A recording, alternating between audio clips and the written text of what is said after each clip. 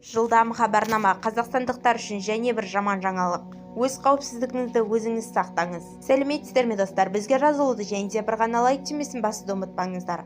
Автогаз құю станцияларында тұрғындық газ баллонының тұрақталуы тыйым салынбақ. Автордың жазуынша қазтжм дерегінде 2022 жылға газ баллон себептерімен 65 жарылыс болған.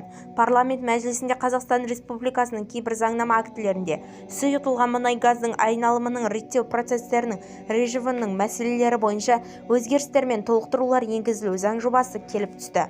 Тұрмыстық газ баллондарын пайдаланған қауіпсіздік ережелерін сақтамау адам өміріне қауіп төндіріп, кейбір жағдайда да өлімге әкеледі. Осындай ойкөс оқиғаларға болдырмау үшін заң жобасында арнайы жабдықталмаған әдістемеге газ құю бекеттерінде тұрмыстық газ баллондарын толтыруға тыйым салу ұсынылып отыр. Газ бен қатысты жабдықтау заңының 28 бабының 5 тарауына сәйкес тұрмыстық газ баллондарының арнайы газ құю станцияларында толтыруға болмайды. Олар газды тек қана арнайы газ толтыру бекеттерінен жүргізу мүмкін. Техникалық тұрғыдан қаралғанда арнайы тексерістер жүзеге асырылады, ресімделеді. Баллон сапасының кепілдік беріледі. Арнайы тауар белгісі оны есепке алу үшін жүзеге асырылады.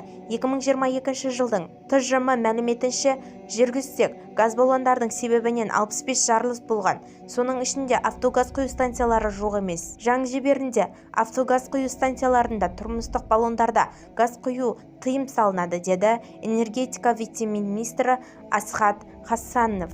Бізді тамашалауды жалғастырыңыз және достарыңызға бөлісуді ұмытпаңыздар.